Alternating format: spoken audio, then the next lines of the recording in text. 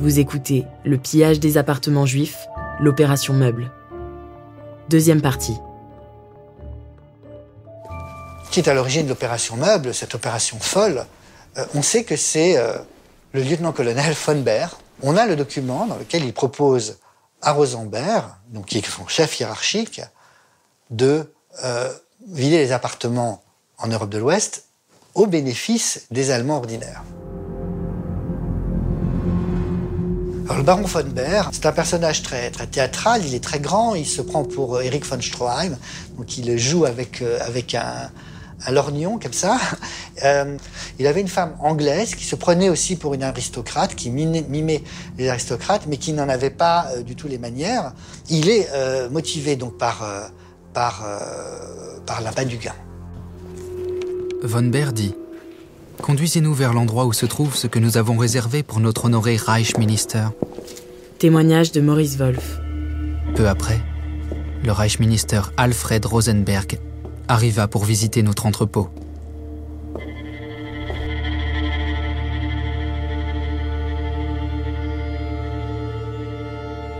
Jamais je n'ai vu des yeux délavés aussi froids. Moins grands que von Baer, les lèvres minces, les joues plutôt flasques, le grand théoricien du national-socialisme, dont le racisme était d'une virulence morbide, était là, devant mes yeux. Je l'ai précédé jusqu'à l'étagère, où étaient en effet exposés les objets choisis pour le pillard en chef. Les deux commandants Kochan et von Baer rugirent de plaisir lorsqu'ils entendirent « Ah, mais combien ces pièces sont belles! Je vous remercie de votre bon goût, c'est exactement ce que j'aime. »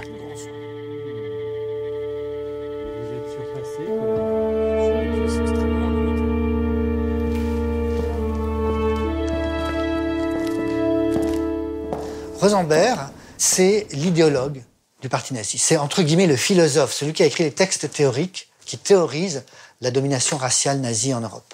Et là, il comprend immédiatement que ce nouveau butin, donc les biens ordinaires, vont lui permettre d'acquérir une place plus grande, une plus grande influence. Et il va utiliser ce butin pour donner des prébendes à des leaders nazis.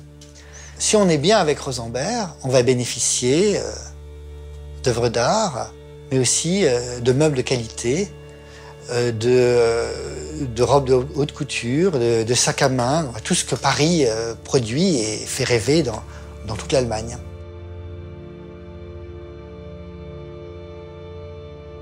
Alors, c'est à Bassano où arrivent les meilleurs morceaux, la partie la plus prestigieuse du butin.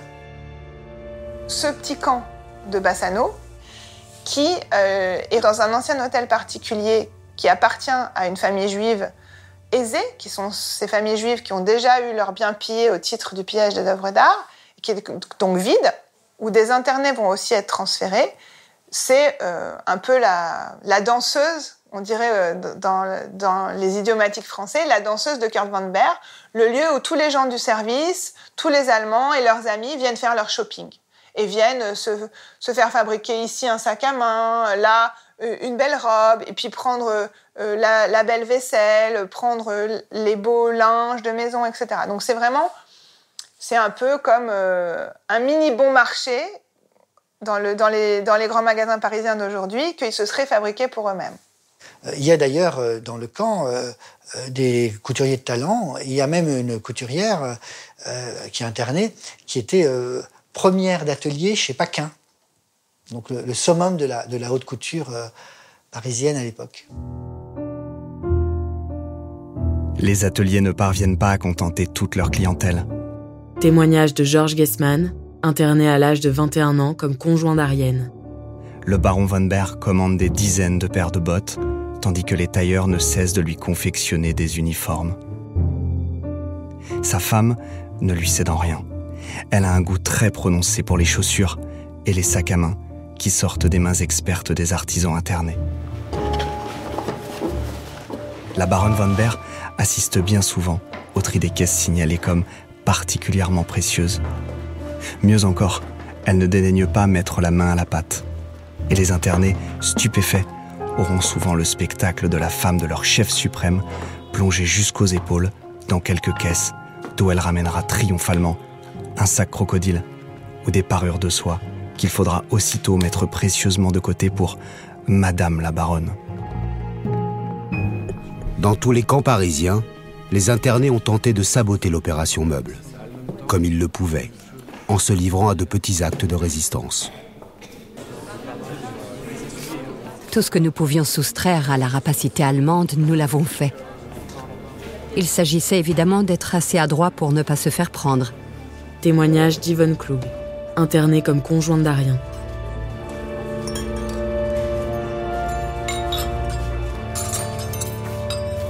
Mais on devient habile à ce genre d'exercice lorsqu'on est prisonnier. Boum! Par terre, le verre en cristal et l'assiette. C'était expéditif et rapide. Le gaspillage qui s'est fait à Austerlitz est quelque chose d'incroyable. Mais la boîte à ordures nous paraissait préférable à la caisse partant pour Berlin. Surtout pour les objets de valeur. J'ai connu une Russe qui rangeait la vaisselle avec un petit marteau. Et ceux qui mettaient les meubles dans les trains, dans les wagons, ils mettaient les pieds contre le verre. Bernard Baer, interné à l'âge de 19 ans avec son père et son frère comme demi-juif. Et chaque fois qu'il y avait un arrêt brutal, le pied cassait, paraît-il. Et d'ailleurs, on le voit, on a des rapports allemands de réception en fait, des objets qui disent que beaucoup d'objets arrivaient cassés. Jean-Marc Dreyfus, historien et co-auteur de Des camps dans Paris. Donc la productivité de cette opération Meuble était amoindrie. Il y a deux destinations en fait, deux canaux particuliers à l'arrivée de ces meubles. Il y a le premier, ce sont des trains qui arrivent aux municipalités. Donc ce sont les municipalités allemandes qui vont prendre en charge la distribution, donc aux sinistrés, aux victimes des bombardements. Mais les témoignages qu'on a, des journaux intimes, en particulier pour Hambourg, montrent que la population allemande savait, les bénéficiaires, ils savaient que c'était des biens juifs. Ils ne savaient pas les détails. Ils ne savaient pas exactement comment c'était organisé, ils ne savaient pas exactement d'où ça venait. Mais ils savaient que c'était des biens pillés, même si les biens avaient été anonymisés. Donc ça, c'est le premier canal de distribution. Le deuxième canal de distribution, ce sont les organismes du parti nazi. Il y a les jeunesses hitlériennes. Donc tous ces organismes vont bénéficier donc d'un train et vont le distribuer à leurs membres. Il y a un troisième canal, mais qui a été, à mon avis, plus marginal. Sont des trains, alors il y en a quelques-uns au moins, on a des traces, qui arrivent en Ukraine et qui sont destinés à meubler les colons allemands qui vont coloniser ces nouvelles terres, dont d'ailleurs la population locale, les Juifs et puis probablement les Slaves aussi, doivent être éradiqués. Kochan me convoqua et secoua un télégramme devant moi en vociférant. Témoignage de Maurice Wolf. On vient de m'informer de Berlin que des actes de vandalisme sont commis sur les meubles destinés à l'Allemagne. Je vous préviens que je vais renvoyer toute votre équipe à Drancy. Ou mieux encore, je vais les faire fusiller pour acte de sabotage. Après avoir réuni toute l'équipe, je dis d'une voix irritée. Les gars, vous avez déconné. Ne lacérez pas les sièges, juste une entaille par-ci, par-là. Quant à la porcelaine, un petit éclat suffit.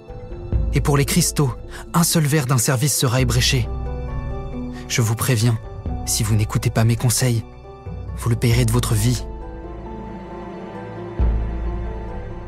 Maurice Wolf réussit à calmer le commandant d'Austerlitz, qui ne mettra pas ses menaces à exécution. Kochan a pour son demi-juif une bienveillance inattendue. Il apprécie en particulier sa voix, qui distrait parfois les internés du camp après le travail. Alors de temps à autre, il s'offre de petits concerts privés avec son détenu, sur l'un des pianos volés, en partance pour Berlin.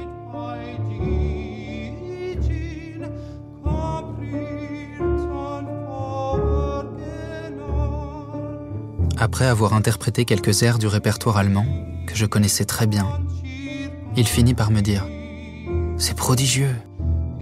Vous m'avez fait oublier que vous êtes juif. Je veux dire, demi-juif.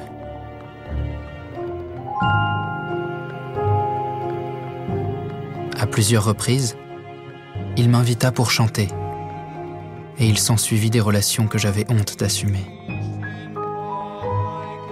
Cette proximité dérangeante avec son geôlier lui a peut-être sauvé la vie. Quelques jours plus tard, Maurice Wolf sera accusé de tentative d'évasion, mais il ne connaîtra pas de retour à Drancy. Le commandant d'Austerlitz se montre clément. Il l'expédie dans un autre camp de travail de l'opération Meuble.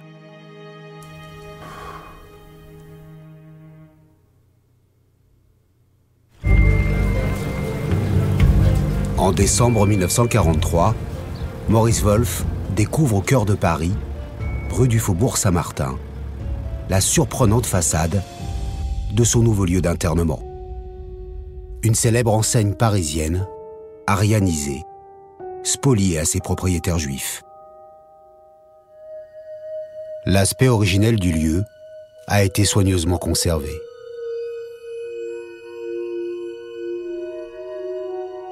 Mais à l'intérieur, les meubles du magasin ont disparu. Ils ont été remplacés par les meubles volés aux familles déportées. Bien le bonjour, monsieur Lévitan. Vous avez des meubles, bien le bonjour, monsieur Lévitan. Vous avez des meubles qui durent longtemps. Qui ne connaît pas cette publicité chantante? Eh bien, monsieur Lévitan n'a plus de meubles. Ce sont les Allemands qui les ont.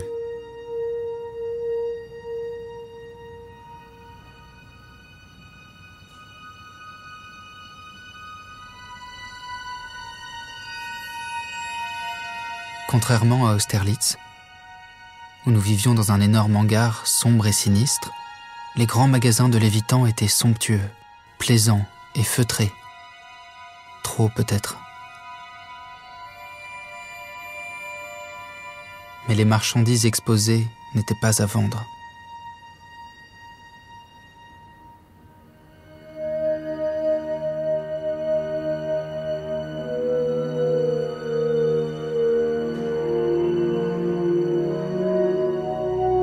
L'immeuble dans lequel des générations de Lévitans ont créé, fabriqué et couvert la France de leur production était devenu par la grâce des occupants un camp de concentration, où près de 300 personnes adultes, dont la grande majorité des femmes, étaient astreintes au travail de tri et à l'emballage des biens juifs là aussi. C'est aussi un bâtiment où les camions peuvent arriver directement en sous-sol. Et donc, quand on les décharge, eh bien, c'est à l'abri des regards indiscrets. On n'est pas obligé de décharger dans la rue. Donc, il y a une idée de camouflage. On ne sait pas ce qui se passe à l'intérieur de ce bâtiment. Officiellement, cette question du secret et de la discrétion, c'est parce qu'ils ne veulent pas attiser la convoitise des Français. Et aussi parce qu'il y a eu quand même, ça a commencé avec les œuvres d'art, l'administration française a essayé de s'opposer à ces opérations. Évidemment, pas parce qu'elle voulait défendre les Juifs, mais parce qu'elle préférait que ce soit elle qui récupère le butin plutôt que les Allemands. Donc, il y a une obsession du secret, de la discrétion dans les camps. Donc, ça a des conséquences sur la vie quotidienne des internés. À cette époque-là, il y a eu 2 internés qui se sont...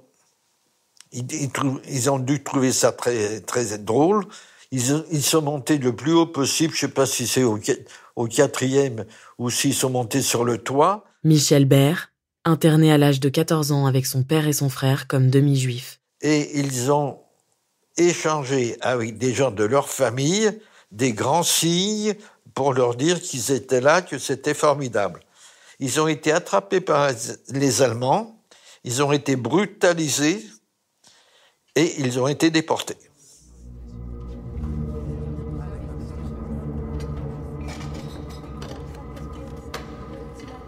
Peu à peu, les Boches firent sortir les artisans accompagnés de gardiens.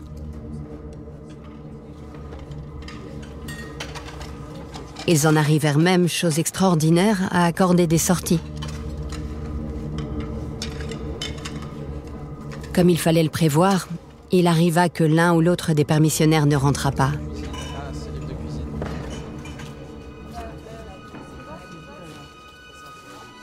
D'où punition collective, suppression de sortie et surtout déportation.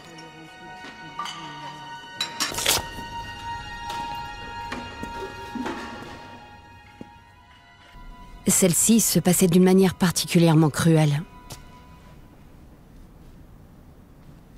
Rassemblement général des prisonniers, les hommes d'un côté, les femmes de l'autre, tous en rang. Le colonel, accompagné de son état-major, passe devant les rangs, monocle à l'œil, sanglé dans son impeccable uniforme. Il y a eu une évasion. Nous avons été réveillés et nous sommes descendus au rez-de-chaussée et on nous a mis en rang. Donc, l'officier allemand a dit une évasion, 10 déportés. Et il nous a mis en rang. L'officier est passé devant nous et au hasard, toi. Et c'est à la suite de ça que les Allemands, au lieu de faire des déportations au hasard, nous ont demandé de faire des groupes de 10, et ces 10 personnes étaient responsables les unes des autres. Et si une personne des 10 s'évadait, les 9 autres étaient déportés. C'est toujours le système allemand. Un responsable, 10 coupables. On les voyait partir, on ne pouvait rien faire. On était figés, notre but était de ne pas bouger, de ne pas montrer de sentiments.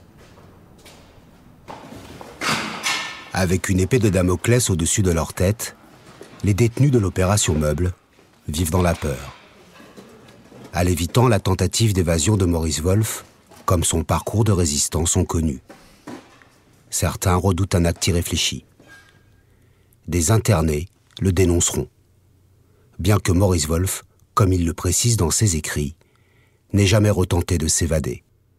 Le 20 janvier 1944, il est déporté par le convoi numéro 66, avec 1368 personnes et 220 enfants.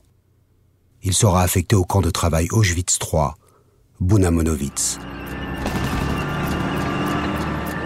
On est en juillet 1944, les Alliés arrivent de Normandie, Paris va être libéré bientôt. Alors, ce qui se passe pour l'opération Meuble, c'est qu'elle continue. C'est ça qui est très frappant, c'est que c'est tellement bien rodé, ça continue.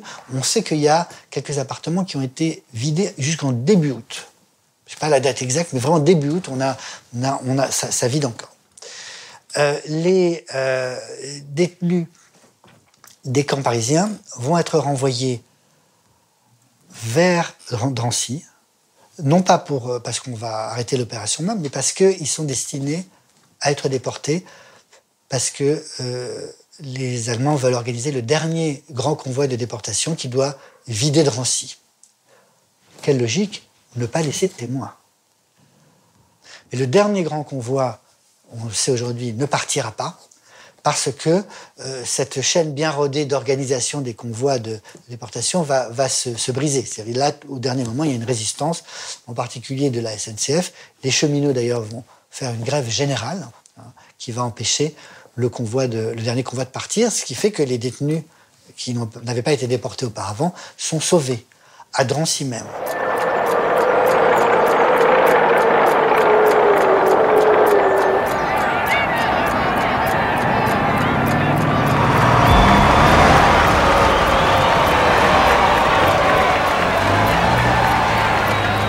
La libération de Paris, à ce moment-là, on était tellement heureux de la libération de Paris. On était heureux, malgré tout. On était tellement heureux d'être libres et de voir la France libérée. On ne pensait plus au camp. Michel Bert, interné comme demi-juif.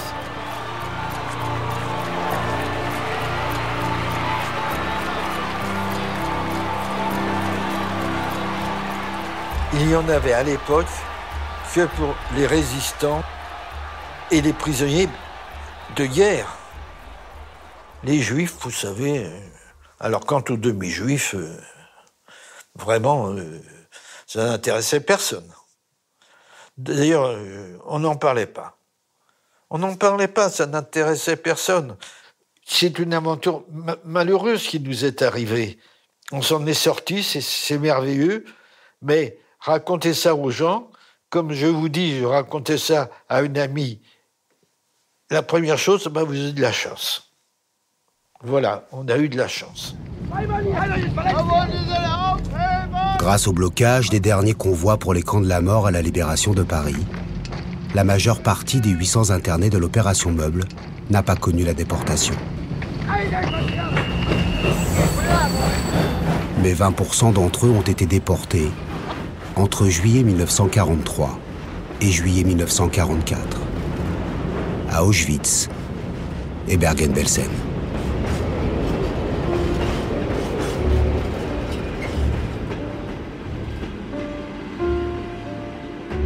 Près de 70 000 appartements juifs ont été pillés dans toute l'Europe de l'Ouest. En France, hormis quelques centaines de pianos, aucun objet, ni meuble, ne fut retrouvé, ni restitué.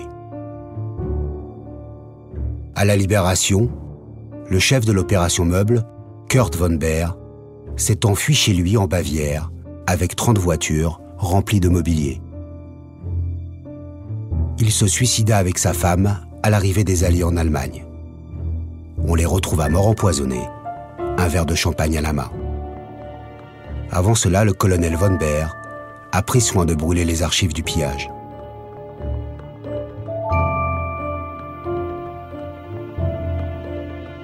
Maurice Wolf, qui a survécu à sa déportation, nous a laissé l'un des récits les plus éclairants sur l'opération Meuble et ses arcanes.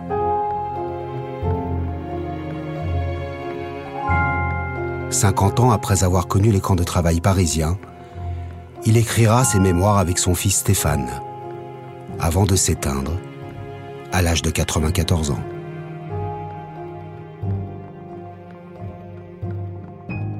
Vous venez d'écouter Le pillage des appartements juifs, l'opération Meuble. Si vous avez aimé ce podcast, vous pouvez vous abonner sur votre plateforme de podcast préférée et suivre Initial Studio sur les réseaux sociaux. Le pillage des appartements juifs, l'opération Meuble, est un podcast coproduit par Initial Studio, LSD Films et les films du 8e jour, adapté du documentaire audiovisuel éponyme, écrit et réalisé par Cyril Danvers. Production exécutive du podcast, Initial Studio. Production éditoriale, Sarah Koskiewicz et Astrid Verdun, assistée de Cypriane Ligère. Montage, Camille Legras. Avec la voix d'Alix Martineau.